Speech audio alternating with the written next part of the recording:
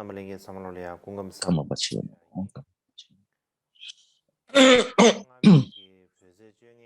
Pertama-tama saya ingin menyampaikan salam hangat saya kepada Anda semuanya.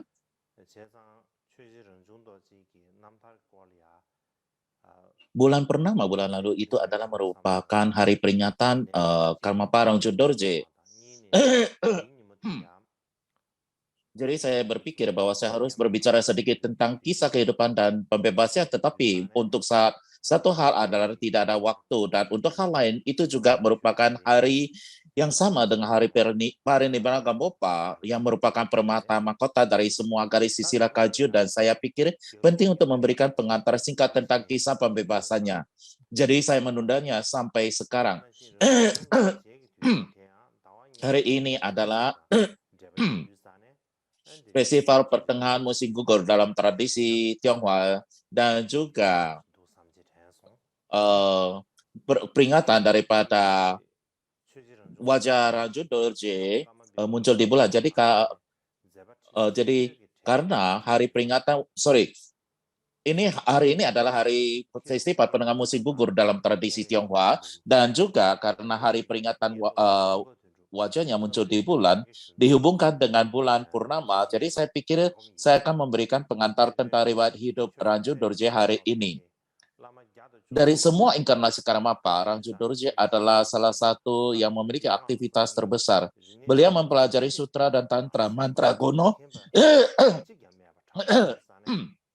dan baru dan semua bidang pengetahuan besar dan kecil dengan banyak guru termasuk Kedro Ojempa, Nyendre Gedumbung, Nyedowa Kungadondrup, Kempo Sangpu Sakyasonu, Gegum Oseo, Teton So Gyalselikpa, dan lain-lain. Sehingga obtrobegrinya sebagian besar merupakan catatan ajaran dirinya. Jadi akan adil untuk mengatakan bahwa di antara semua Karmapa, beliaulah yang paling banyak belajar. Demikian juga boleh dikatakan beliau adalah seorang individu yang memiliki pengaruh yang besar tidak hanya pada Karma Kamsang selain daripada Mikyo Doje. Demikian juga Ranjun Dorje adalah individu yang memiliki pengaruh besar tidak hanya dalam Karma Kamsa tetapi juga pada Buddhisme Tibet dan pembelajaran Tibet secara umum. Dan khususnya beliau memiliki pengaruh besar pada Nyima Sece dan pendekatan dan pencapaian tiga wajra.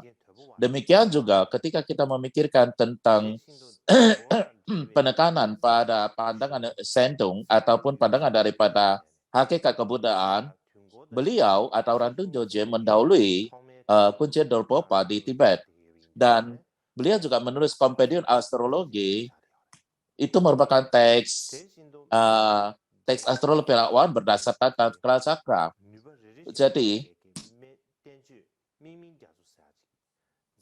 Jadi beliau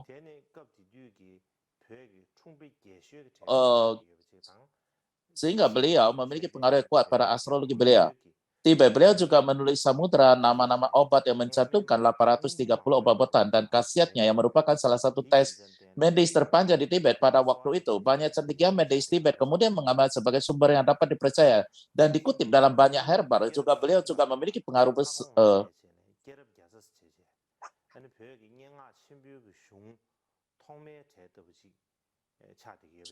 Pada pengobatan Tibet, beliau juga mengisi 34 cerita Jataka karya Acharya Avaghosha untuk menulis 100 cerita Jataka yang sebagai salah satu puisi panjang awal di Tibet.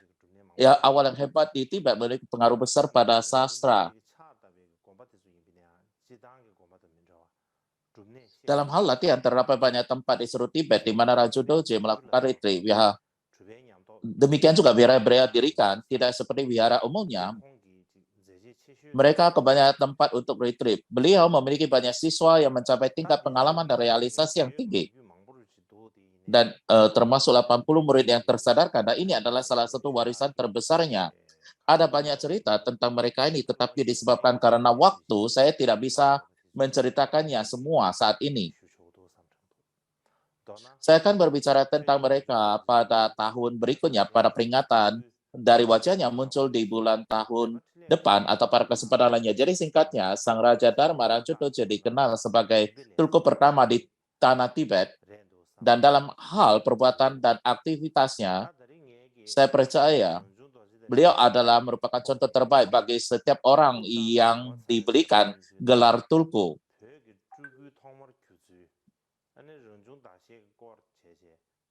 Hari ini saya pikir saya akan lihat apakah saya bisa menyampaikan beberapa kata tentang Ranjun Dorje di antara tiga cerita di antara tentang Ranjun Dorje. Kondisi aja para peristiwa kelahiran dan masa kerja bagaimana menjadi tulku pertama di Tibet dan terakhir bagaimana wajah muncul di bulan. Untuk dua yang pertama saya akan menceritakan dua yang pertama sebagai berasal menurut naskah tua riwayat Raja Dharma Ranjun Dorje sampai beliau pergi ke Cina yang ditulis oleh murid langsungnya Sera Brinchen, dan saya akan menjelaskan bagian ketiga menurut beberapa cerita dan sejarah pembebasan lain dapat diandalkan. Jadi secara tradisional dikatakan bahwa Karmapa pertama adalah Dusun Jepa, yang kedua adalah Karmapaksi, yang ketiga adalah Ranjun Dorje. Namun tidak seperti Karmapa selanjutnya, Karmapaksi tidak dikatakan sebagai nirmanakaya atau reinkarnasi dari Dusun Chenpa diakui dan ditatakan karena tradisi tersebut belum berkembang pada saat itu. Namun bagaimanapun juga Karmapaksi sendiri mengatakan bahwa beliau adalah nirmanakaya atau reinkarnasi daripada Dusun Chenpa. Jadi kita mengetahuinya, beliau menulis autobiografi, yaitu catatan menyadari 3 waktu adalah tanpa waktu dan menyempurnakan kekuatan besar. Apa yang ia tulis di sini adalah dalam kisah pembebasan Sri Paduka Dusun Chenpa di masa yang akan datang, beliau mengatakan bahwa beliau akan lahir di Tibet di tengah 7 tempat lain di Lodrok untuk kepentingan satu murid, dan bahwa seseorang akan muncul di Sungai Dri. Dan setelah 3 kehidupan akan membawa berumah tangga ke jalan yang benar. Jadi ketiganya untuk memenuhi ketiga niat ini untuk memenuhi niat ini Paduka Dusun Chenpa, saya sekarang dikenal dengan nama Karmapa dan saya dilahirkan dengan perhatian penuh kesadaran dalam garis keturunan para kaisar di Lembah Dri, sebuah negeri yang kaya akan dharma dan sebenarnya. Juga didiskusikan dalam biografi yang lain bahwa beliau itu adalah merupakan satu arus batin yang sama. Di sini beliau menjelaskan bahwa beliau dilahirkan dengan ramalan dalam wasiat terakhir Sri Paduka Dusun Chenpa. Beliau juga menjelaskan dalam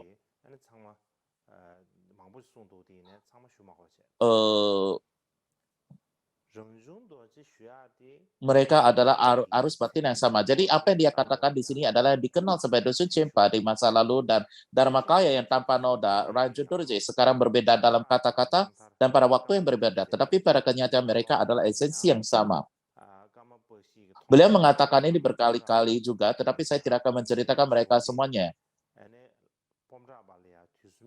Juga ditulis dalam sebuah kisah pembebasan Karmapaksi oleh murid langsung dari Sri Paduka Dusun Chenpa, Pomdrapa, bahwa sejak Karmapa bertemu gurunya Pomdrapa memiliki banyak peleapuni tentang dirinya sebagai Dusun Chenpa. Demikian juga Karmapaksi juga memulihkan ketika tempat kedudukan yang didirikan oleh Dusun Chenpa dan menyebarkan ajarannya. Sehingga bagi murid-muridnya tidak ada bedanya jika Dusun Chenpa sendiri sudah hadir di sana secara pribadi. Para pengikutnya dengan suara bulat menerima bahwa beliau itu adalah nirmanakaya dari Dusun Chenpa. Jadi saya percaya bahwa hanya karena tidak ada kebiasaan pada waktu itu untuk mengakui dan menobatkannya sebagai tulku seperti yang kita lakukan saat ini, itu tidak berarti bahwa beliau bukan reinkarnasi atau seorang tulku. Contohnya, sama seperti banyak kisah Jataka tentang Buddha dan Bodhisattva, tidak ada yang mengenali mereka atau menobatkan mereka. Tetapi itu tidak berarti bahwa mereka bukan penjelmaan dari para Buddha atau para Bodhisattva. Jadi ketika kita melihat sejarah dan biografi, kelihatannya tampaknya tidak ada kebiasaan yang meluas untuk menyebut Paduka Dusun Chenpa sebagai Karmapa. perjamuan untuk para cendekiawan dan teks-teks lain menceritakan bagaimana ketika Dusun Cempa meninggalkan kehidupan rumah tangga, beliau memiliki penglihatan murni para dakini mengabiseka beliau sebagai perwujudan dari aktivitas para Buddha dan memberinya gelar Karmapa. Dan beliau memberikan penglihatan murni tentang ini, dan kita dapat menyimpulkan bahwa di sini bahwa itu Karmapa itu adalah rahasia nama beliau, bukan nama yang umum digunakan. Barulah di Karmapa kedua, gelar Karmapa itu menjadi luas dipakai. Untuk alasan inilah Karmapaksi menyebut dirinya dengan gelar yang terkenal Karmapa. Lebih lagi, nama rahasia seorang Karmapa sering menjadi nama sebenarnya dari inkarnasi berikutnya. Banyak sekali contoh tentang hari ini. Contohnya adalah nama rahasia Karmapaksi adalah Rancun Dorje. Dan Rancun Dorje menjadi nama yang umum dikenal untuk Karmapa ketiga. Dan nama Karmapa ketiga, Rancun Dorje, nama rahasia adalah Rope Dorje, dan itu menjadi nama yang umum dikenal untuk Karmapa keempat. Jadi terdapat beberapa contoh seperti ini.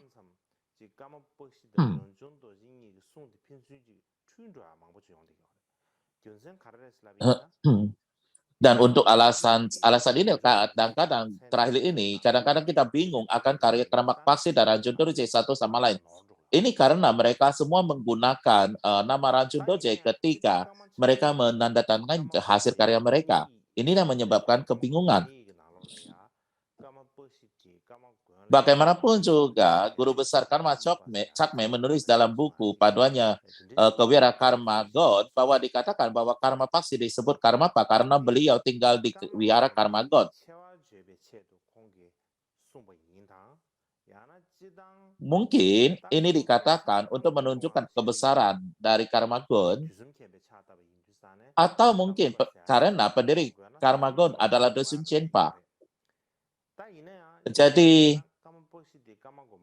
jika ada orang yang disebut Karmapa, maka itu adalah Dusun Chenpa. Mungkin karena Karmapaksi menghabiskan waktu lama di Karma God.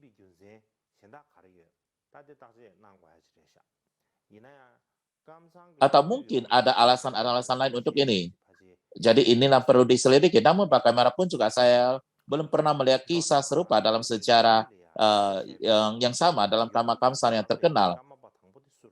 Jadi singkatnya, jika kita melihat sejarah secara rinci, yang pertama dikenal luas sebagai Karmapa adalah Karmapaksi.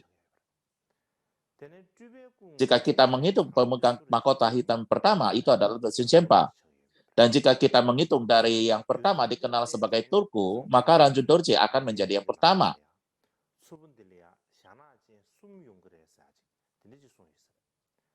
Ada prediksi yang dari Dusun Chenpa mengatakan dengan mahkota hitam akan datang ke Curbu. Jadi saya rasa ini adalah menunjukkan poin ini. Demikian juga Paduka Mikyo Dorje menulis dalam komentarnya tentang Yoga Tantra. Saat ini di Dapur Kaju ada dua yang tak terbantahkan memiliki mata dharma dalam sutra dan tantra, Rancun Dorje dan Buton.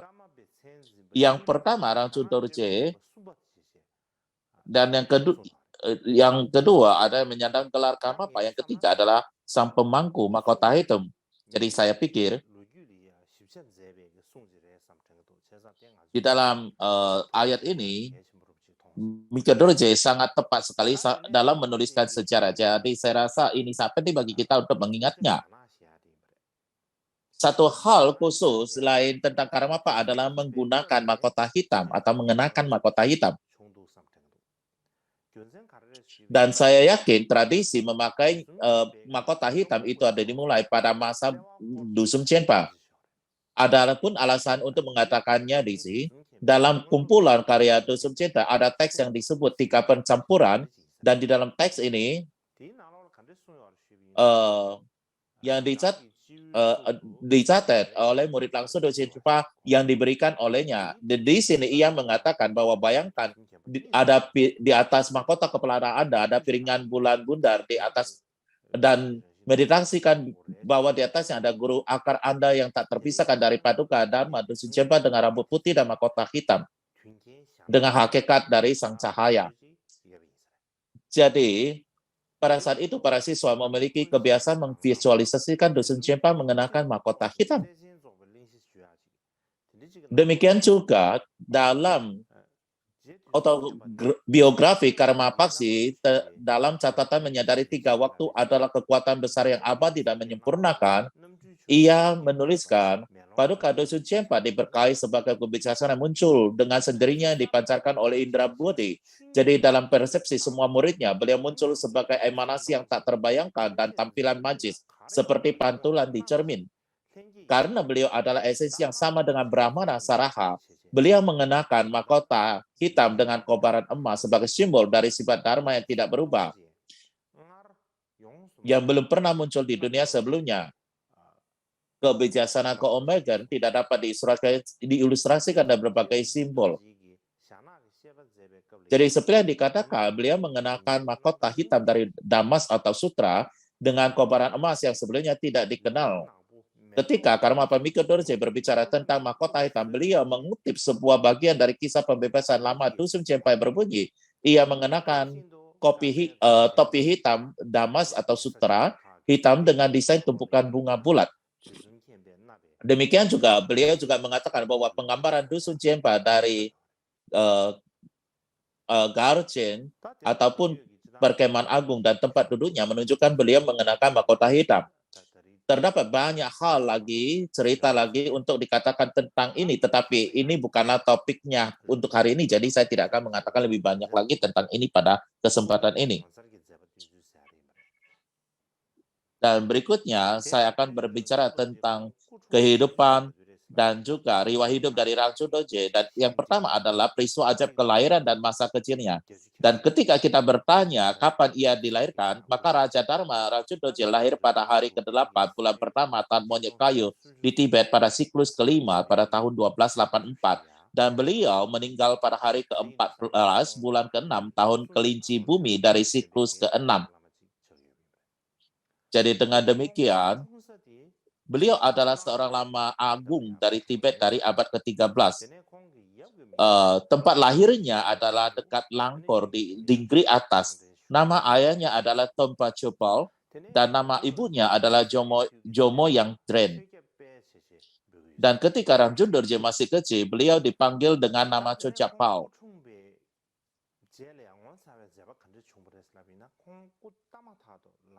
Jadi ketika beliau dilahirkan, apa yang terjadi adalah yang pertama adalah sebegitu beliau dilahirkan, beliau berlutut, beliau mengusap wajahnya dengan tangannya dan menatap lekat-lekat ke bulan. Dan berkata, ini adalah bulan di hari ke-8. Dan pada saat itu,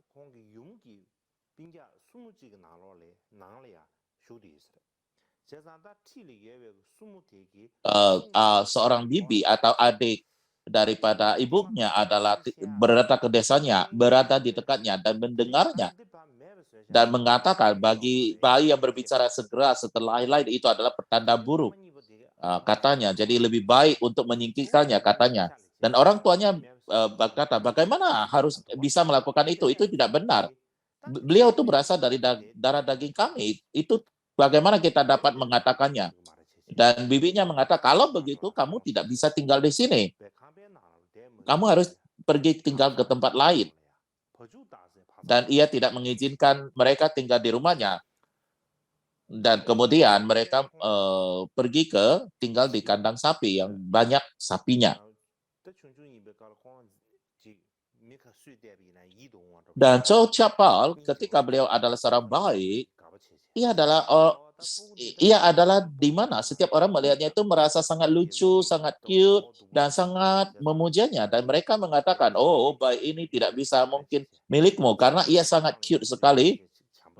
Karena sangat cute sekali, maka ia mengatakan, ini tak mungkin bayi kamu, kata mereka, dan mereka akan membawa ke pangkuan mereka, memeluknya dan memberinya banyak makanan dan minuman. Dan ketika beliau berusia 2 atau 3 tahun, beliau berkata, saya membutuhkan topi warna hitam terlihat seperti ini. Dan kemudian beliau mengambil beberapa kain kempa dan membuat topi hitam darinya. Dan oleh sebab itu setiap kali beliau pergi kemanapun juga, beliau akan memakai topi itu dan beliau akan mendirikan singgasana kecil dari batu-batuan dan kemudian mengumpulkan anak-anak di daerah itu dan mengajari mereka menunjukkan tiga kaya ataupun tiga tubuh. Kama Paksi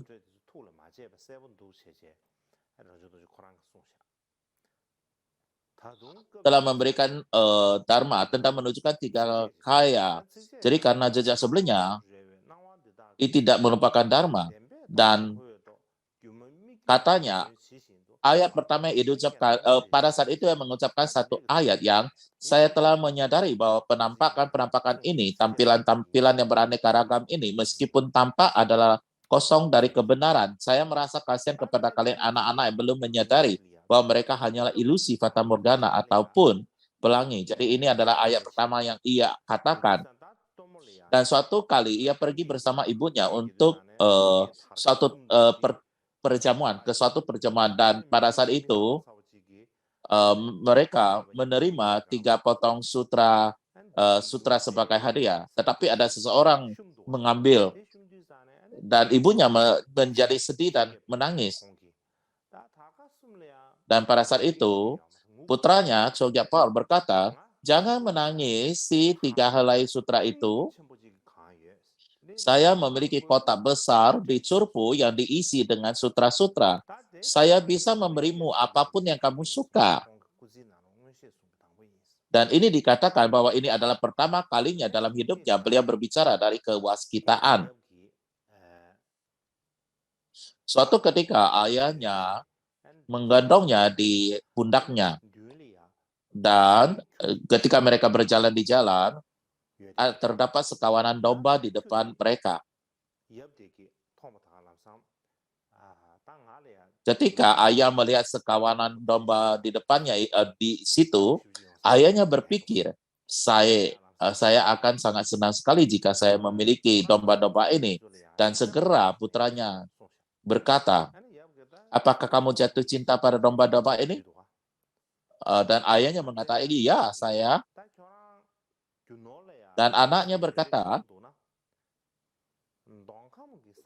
jika Anda begitu terpikat oleh kekayaan,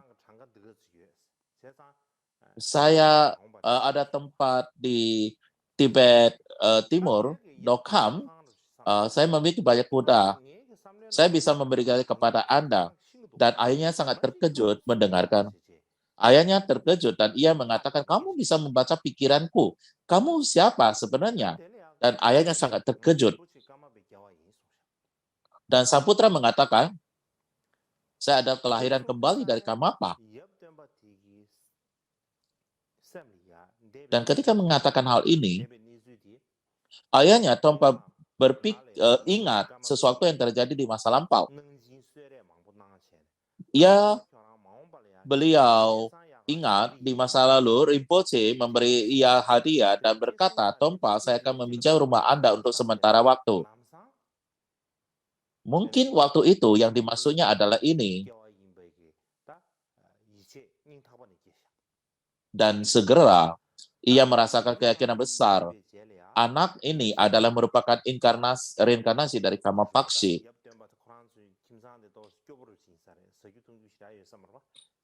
Dan kemudian setelah beberapa waktu, sang ayah, sang perumah tangga ini, ya tidak banyak yang dimakan dan minum. Jadi sang ayah, Tompa, sangat lapar dan berpikir, bukankah menyenangkan memiliki semua kita inginkan untuk makan dan minum? Dan ketika berpikir demikian, sang putra tahu dan mengatakan, apakah kamu berpikir begitu banyak dengan makanan hari ini? Dan kalau kamu berpinjau dengan makanan, maka kamu adalah oke untuk pergi berkeliling dengan mengatakan bahwa aku adalah kelahiran kembali Rinpoche, Kamapa. Dan saya bisa melakukannya, kata ayahnya. Dan kemudian ia mengatakan, jika kita menyeberangi sungai ini dan langsung ke desa itu, ada perjamuan di sana, kita akan dapat memperoleh banyak makanan dan minuman. Jadi ayah membawanya dan ke kampung itu, dan pada saat mereka kampung di seberang sungai, Dan pada saat itu memang ada perjamuan pesta di sana dan mereka mendapat banyak makanan dan minuman. Dan ayahnya sangat senang sekali minum banyak sekali bir, dan karena minum bir dan ia menjadi agak-agak mabuk, dan pada saat itu ia mengatakan ke setiap orang di sana, anak laki-laki saya mengatakan bahwa beliau adalah kelahiran kembali daripada Kamapa, dan menceritakan apa yang dikatakan. Dan ketika mereka diceritakan demikian, semua orang di sana terkejut dan merasa kagum dan takjub dan lalu bersujud kepadanya dan memohon berkat darinya. Dan pada saat itu terdapat seorang guru Dharma terkenal dari Tu bernama Ketu Sarkangpa. Dan ia mendengar hal ini dan ingin bertemunya, dan ketika bertemunya ia bertanyakan beberapa hal, dan ketika ia menanyakan hal itu maka ia membuat catatannya menjadi kisah pembebasan Bardo.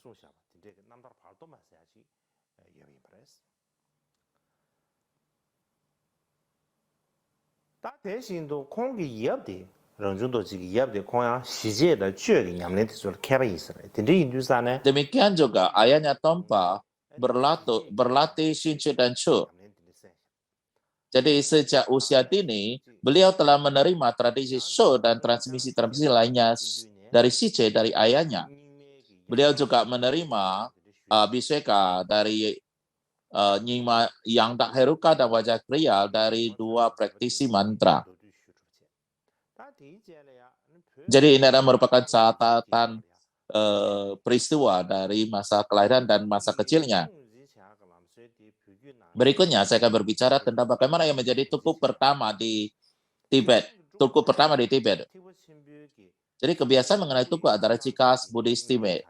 Umumnya ketika kita berkata tuku atau nirmanakaya adalah istilah untuk salah satu kaya dari seorang Buddha, penampilan tubuh atau bentuk kaya di mana Buddha bekerja untuk kepentingan orang lain atau makhluk lain. Dan terdapat banyak jenis dari nirmanakaya atau tuku.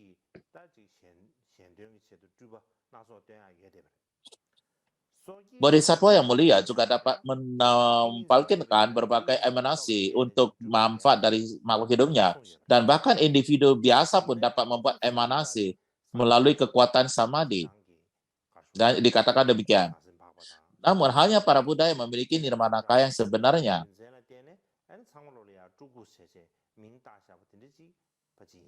Tetapi saya pikir mereka semua dapat sama dengan tuku, jadi semuanya dapat disebut tuku. Lalu ketika kita berbicara tentang reinkarnasi, maka reinkarnasi adalah kebalikan dari tuku nirmanakaya. Makhluk biasa terlahir kembali di samsara secara berulang karena karma dan kilesa. Bodhisattva yang mulia terlahirkan karena welas asih dan aspirasinya. Dan para Buddha dengan mudah muncul untuk lahir demi orang lain atau makhluk hidup lain. Bahkan individu biasa selama hidup mereka dan pada kematiannya, bila mana memiliki keinginan niat yang kuat dan membuat aspirasi dapat dilahirkan kembali di tempat mereka inginkan, seperti yang dikatakan dalam Sutra Fitur Sukawati dan sutra lainnya. Secara singkat, keberadaan kehidupan masa lalu dan masa depan, kehidupan depan diterima oleh semua umat Buddha. Dan ini disebutkan di dalam banyak kitab suci otoritatif yang umum untuk semua kendaraan. Sakyamuni menceritakan kisah kehidupan sebelumnya, juga menggambarkan kehidupan masa lalu dan kehidupan masa depan, kehidupan yang akan datang dari orang lain. Jadi pengakuan kehidupan masa lalu dan masa depan bukanlah sebuah inovasi Tibet. Namun bagaimanapun juga, tradisi daripada makhluk agung yang terus-menerus mempertahankan ajaran dan makhluk dalam serangkai kehidupan dimulai dengan penguasa Dharma Rangju Dorje. Dan secara bertahap menyebar luas di semua tradisi Tibet. Keduanya, baik yang besar maupun kecil. Dengan demikianlah dikatakan bahwa di Tibet bahwa kita lebih menderita ketika seorang tuku tidak muncul daripada ketika lama meninggal.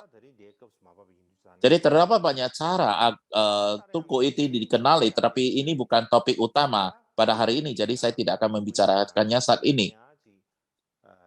Namun juga tidak perlu untuk dikatakan bahwa ada tingkatan yang lebih tinggi dan lebih rendah di antara para Turku yang diakui. Tetapi saya pikir para Turku yang muncul secara histori sangat menguntungkan agama Buddha dan makhluk hidup, sehingga tradisi mengenai Turku berlanjut hingga hari ini. Lalu bila mana kita bertanya-tanya, siapa mengenali penguasa Dharma Rangjudoje diakui sebagai Turku adalah Urjenpa Rincenpa. Beliau adalah murid langsung dari Mahasiddha Gotsampa dari Sisila Drupakajut. Dan beliau memiliki pengalaman realisasi yang luar biasa. Beliau adalah Siddha yang luar biasa.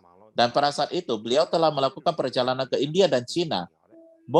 Jadi dapat dikatakan bahwa di antara orang-orang Tibet, beliau adalah orang yang dengan pengetahuan dan pengalaman yang paling luas. Beliau adalah seorang siddhi yang sejati yang melakukan apapun yang beliau suka daripada mengkhawatirkan apa yang dipikirkan orang lain. Jadi beliau juga tidak mencoba untuk mengakomodasi bahkan orang-orang seperti Kubilai Khan. Awalnya, Urjenpa tidak memiliki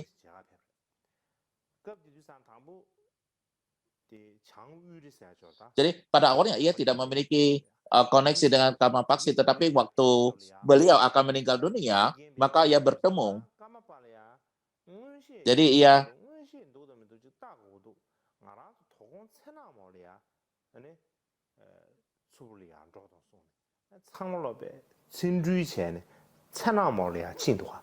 jadi beliau dan murid-muridnya, jadi mereka melakukan perjalanan ke Curpu, dan pada saat Karma Paksi tahu itu dan dia berkata, Urjenpa lagi menuju ke sini, setiap orang harus menyambutnya. Jadi pada fajar itu mereka menggantungkan segala panji dan sebagainya untuk menyambutnya. Jadi ada satu tempat yang rahasia dekat Curpu.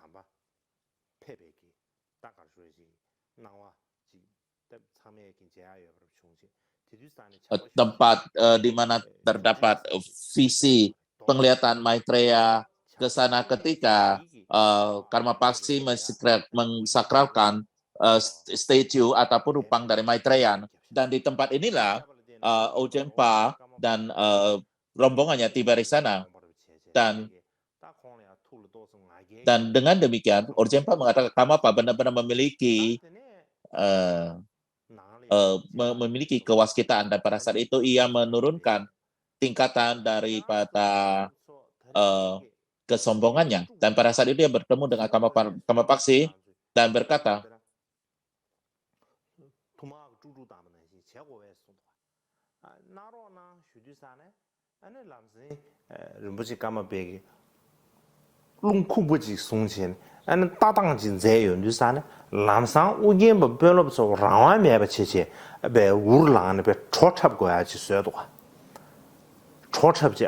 dan pada saat itu Karmapa berdiri dengan tegak dan kemudian membuatkan napas panjang dan kemudian semuanya menjadi tertunduk gitu.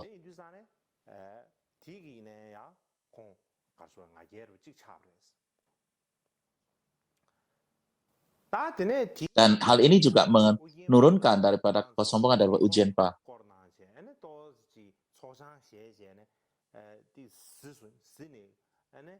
Di malam hari, para murid-murid Urjenpa melakukan Chok Puja, dan kemudian pada saat itu mereka mabuk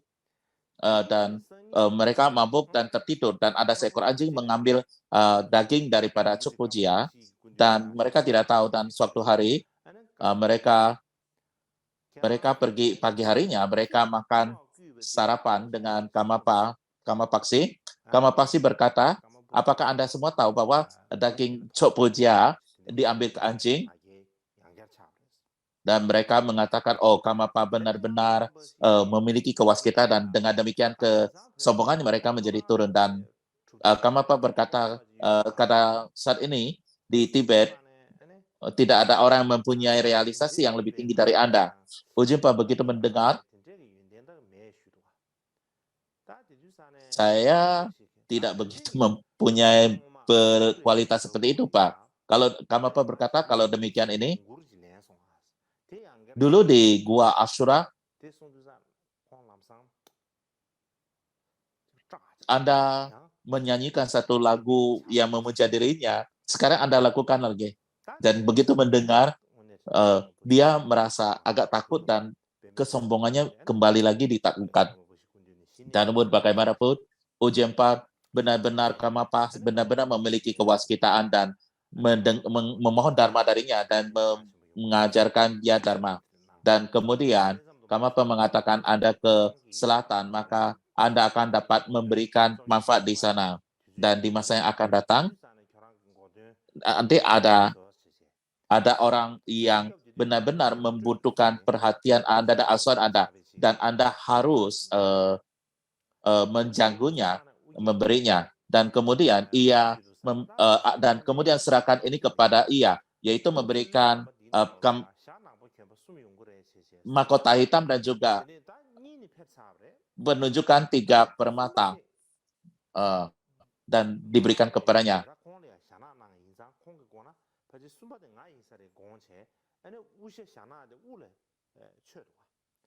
Dan pada saat itu, dan begitu itu. Dan ketika ia berpikir, ini Kamapa?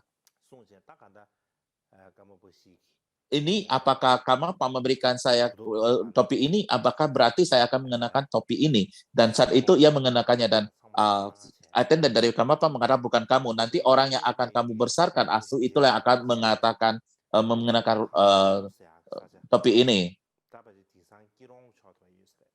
Dan kemudian setelah berbicara bertemu dengan Kamapa, ia pergi ke Rangchumo.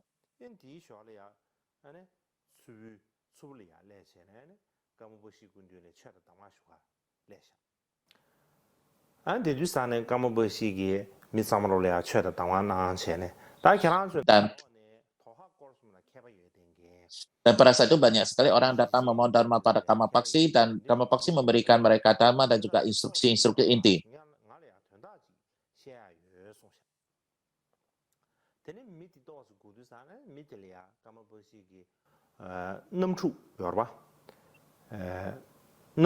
Jadi ketika Kamapaksi mengatakan seseorang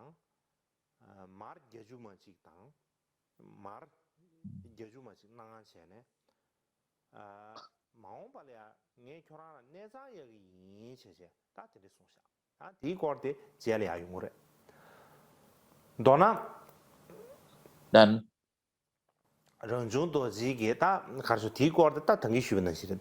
jadi secara ringkas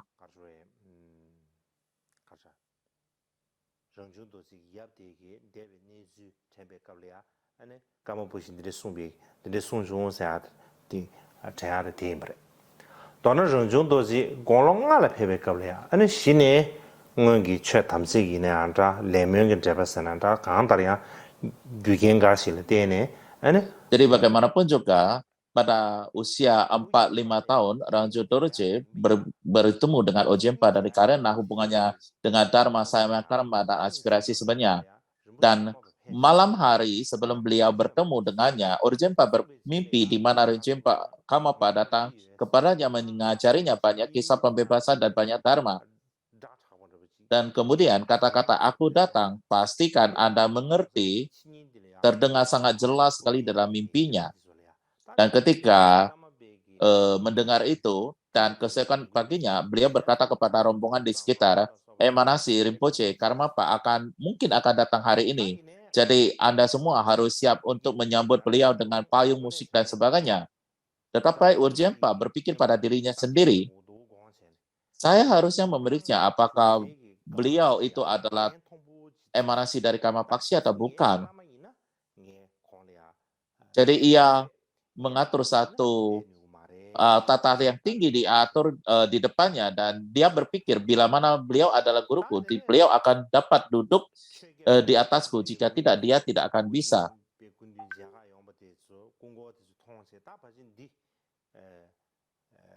Dan kemudian ketika pelayannya melihat Chogyapal dan orang tuanya datang, mereka menyambutnya dengan masuk dan mengunyah.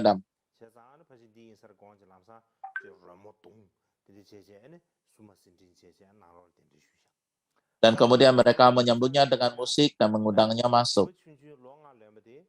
Dan ketika dibawanya masuk, anak laki-laki berusia 4 tahun ini tidak bersetuju pada lama adopsi Ojempa. Alih-alih ia hanya melangkah maju tanpa ragu-ragu dan naik ke sana yang tinggi dan duduk di sana. Dan pada saat itu Ojempa berkaparannya, apa yang kamu lakukan, bocah yang berperilaku buruk? Dan ketika melakukan hal ini, mengatakan hal ini, sang anak berkata, kelahiranku sebelumnya adalah gurumu. Dan kemudian setelah berkata demikian, kemudian beliau turun dari singgasana dan bersujud kepada Urjempa. Jadi di kehidupan sebelumnya, saya adalah guru kamu, tetapi dalam kehidupan ini, Anda lah yang harus menjadi guru saya. Dan setelah itu, Dr. Ojempa mengajukan banyak pertanyaan kepada tuku ini untuk menyelidiki apakah beliau adalah tuku dari Kama Paksi. Misalnya, ketika Ojempa bertanya, ceritakan kisah hidup Anda. Dan kemudian sang anak menceritakan cerita pembebasan Bardo, menceritakan tentang kondisi waktu berada di Bardo.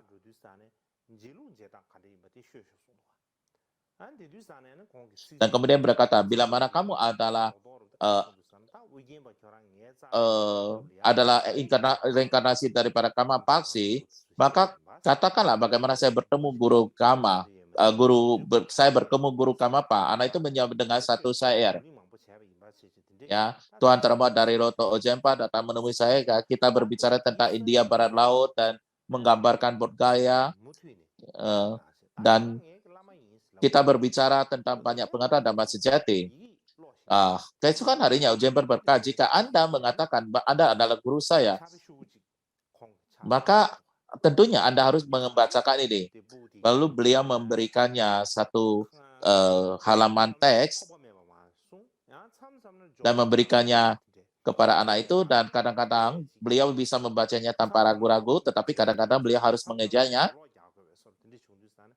Dan kadang-kadang kelihatannya ia tidak bermasalah, kadang-kadang ia harus berkonsentrasi keras.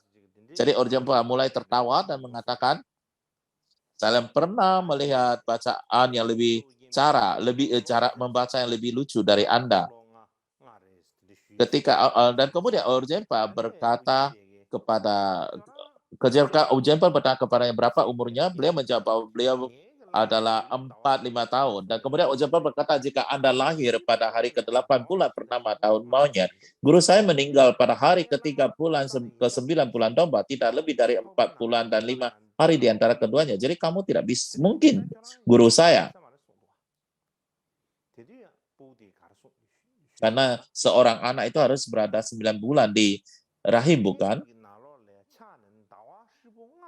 Dan yang dijawab anak itu adalah, kesadaran saya memasuki tubuh di dalam rahim 5 bulan setelah bayi itu terbentuk. Untuk alasan itu, jadi saya berkata kepada sebuah majelis sangha, untuk alasan itu,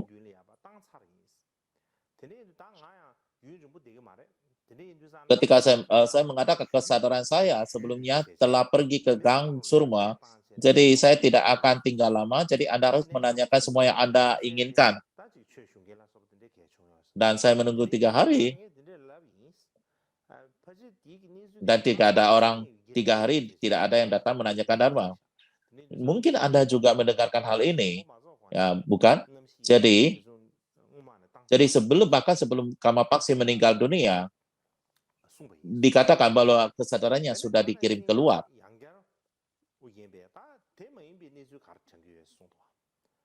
Lalu Ojempa bertanya lagi, apa lagi yang kamu ingat? Dan sang anak berjawab, setelah saya masuk ke nirwana, saya pertama pergi ke alam para dewa, lalu kembali ke dunia, dan di wihara Tolung Palsang terdapat sepasang suami istri tua yang menangisi seorang anak laki-laki yang meninggal pada usia 5 atau 6 tahun. Jadi anak itu meninggal dan orang tuanya meninggal. Jadi saya berpikir, saya bila mana saya memasuki anak tersebut dan saya akan dapat memberi bagi makhluk itu dan saya memasukinya dan kemudian membuka mata saya dan kemudian saya melihat kepada mereka dan kedua orang tua itu berkata mata orang mati yang melihat dengan hidup, mata orang mati yang melihat itu adalah pertanda buruk dan menusuk mata saya dengan jarum. Dan karena pada saat itu mata saya sudah dirusak, maka kita tidak mempunyai indera yang lengkap untuk memberikan manfaat bagi makhluk hidup. Jadi oleh sebab itu saat itu saya tidak mengambil kelahiran saat itu. Lalu Orjempa mengatakan, kirim seseorang untuk memeriksa apakah cerita itu benar atau tidak. Dan ketika utusannya kembali, dan itu ia mengatakan bahwa itu terjadi seperti yang dikatakan oleh anak itu. Kemudian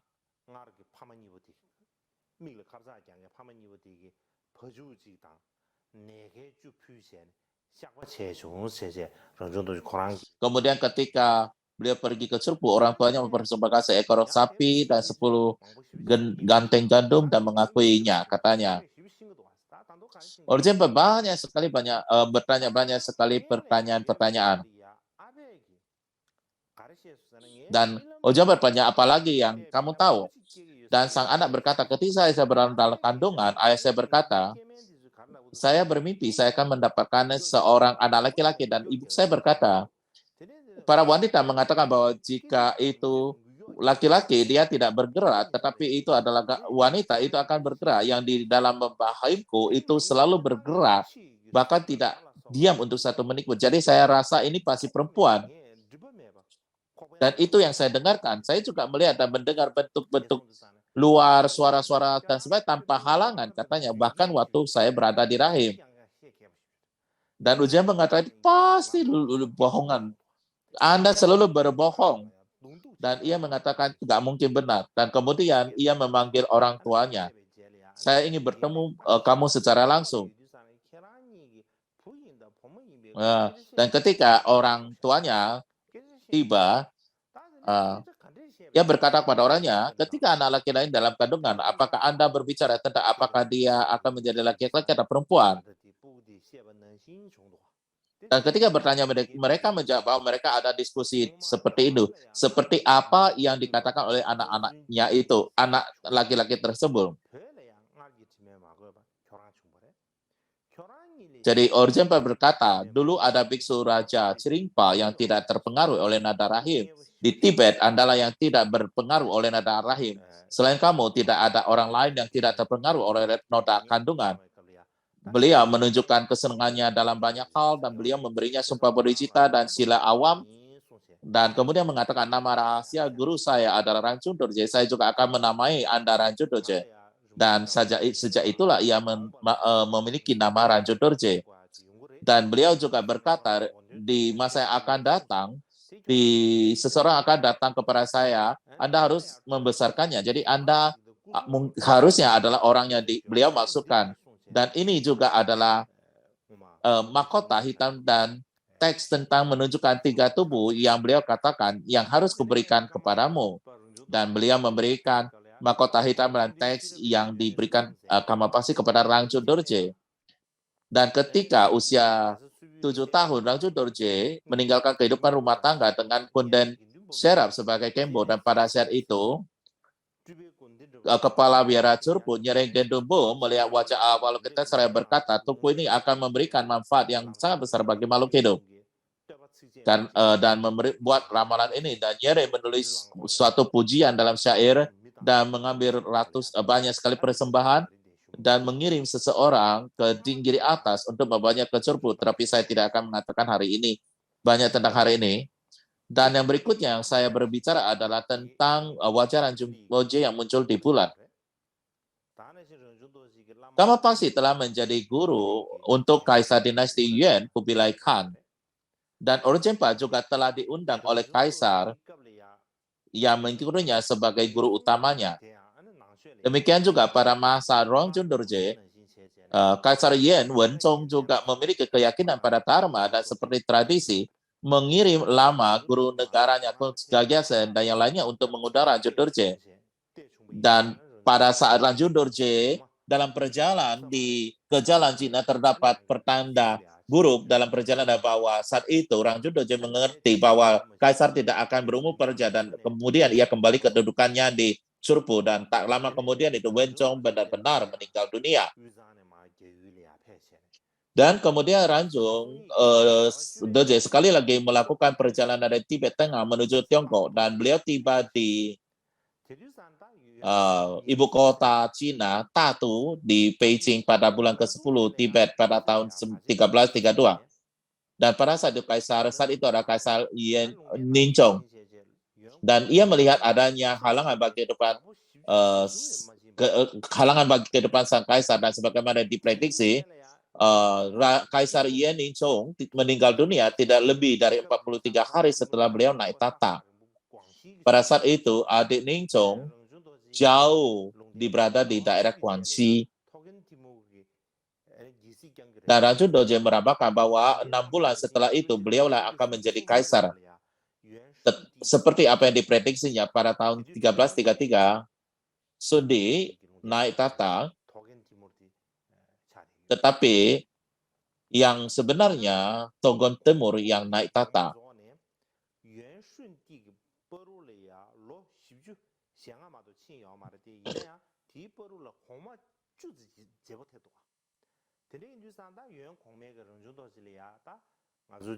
Jadi dari Kublai Khan sampai Sundi hanya terdapat 42, tetapi sudah banyak yang meninggal, ada 10 kaisar yang meninggal dunia. Jadi Kaisar Yuan pada saat itu tidak hidup lama, jadi Kaisar Yuan meminta Ranjung Dorje untuk metode untuk memperpanjang hidupnya. Dan Ranjung Dorje menjawab bahwa ada air kehidupan Guru Rinpoche di Samye Churpu.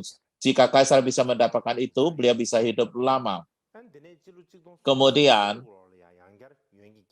pada tahun 1335 Ranjung Dorje kembali ke Tibet Tengah dan mengambil air umur panjang guru dari Guru Rinpoche dari Samye Chimpu. Dan pada tahun 1336 ia kembali ke ibu kota Yuan dan memberi kaisar air umur panjang dan menganugerah Abhisheka umur panjang pada kaisar yang menjadikannya Kaisar Yuan dengan masa pemerintah terlama, yaitu 36 tahun. Dan pada tahun 1339 pada tengah hari ke-14 bulan ke-6 Tibet, Ranjung Dorje beliau pergi Rupang Mandala Cakra Sambara mengelilinginya dan duduk di atas bantal dan menatap ke langit dengan telapak tangan menyatu. Dan beliau melihat banyak guru kaju, kumpulan idam tete, pahlawan dan dekini telah berkumpul. Dan jadi merintah setiap orang untuk mengatur dan memberikan persembahan yang banyak. Kemudian Ranjung Dorje melakukan pemasukan diri Cakra Sambara dan persembahan tangan Amrita. Setelah melakukan persembahan itu, beliau memberikan Amrita kepada setiap orang di sana dan mereka semua menjadi senang. Beliau melaporkan mantra dasar Cakra Sambara, memainkan Damarum, dan akhirnya beliau berkata kepada orangnya, yogi ini harus pergi ke alam lain. Jadi kalian semua harus rajin dalam praktis Dharma Anda.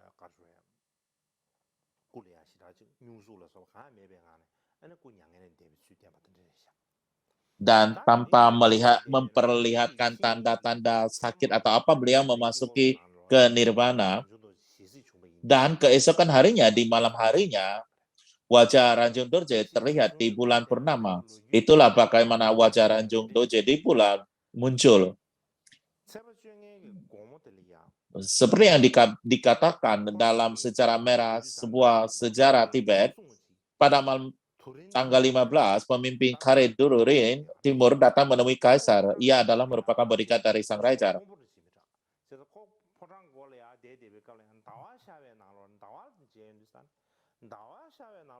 Dan ketika ia melihat bulan yang muncul,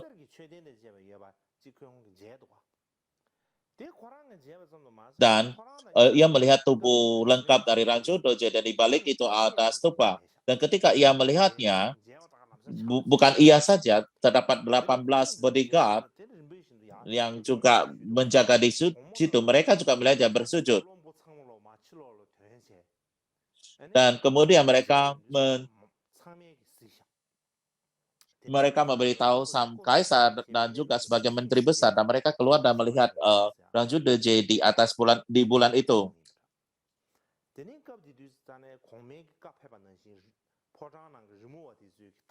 Dan pada saat itu, atas perintah kaisar, para seniman melukis karena pada saat itu ada kamera, jadi mereka membuat lukisan. Jadi terdapat 2 tulisan. Salah satunya disimpan oleh kaisar dan sangat diyakini oleh sang kaisar, bagaikan keyakinan sama Rangchu Dorje sendiri. Yang kedua dikirim ke Surpu, dan kemudian ketika gaya Gayatri Karma berkembang, contoh utama yang digunakan sebagai model adalah gambar daripada Rangchu Dorje muncul di bulan, dan pada saat itu banyak orang telah melihat wajah Rangchu Dorje di bulan. Sejarah biru, sejarah Tibet juga mengatakan ketika mereka dirujuk ke Raja Dharma di bola bulan, kaisar dan pengiringnya dinamai untuk merasakan keinginan yang kuat. Dan menurut sejarah Dharma, 1000 sinar cahaya membuka mata oleh Petrus Chenga Sonam Gyaltsen. Pada saat itu, semua orang di Tatu, Beijing melihatnya di bulan, dan mereka semua bersujud dan memberikan persembahan. Jadi setiap orang di ibu kota melihatnya pada saat itu. Jadi saya rasa ini adalah merupakan perkenalan tentang kehidupan Ranju Dorje untuk saat ini. Jadi saya berharap semoga Anda semua baik dan sehat.